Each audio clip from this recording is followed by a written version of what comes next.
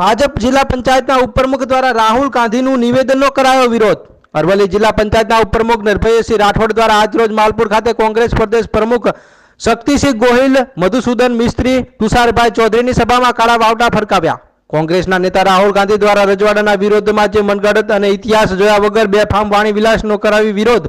કોંગ્રેસના ઉમેદવારના કાર્યક્રમમાં કાળા વાવટા ફરકાવી વિરોધ કરવામાં આવતા માલપુર પોલીસ દ્વારા પિન્ટુ બાપુની સભા સ્થળેથી અટકાયત કરવામાં આવી। ગુજરાત નિર્માણ।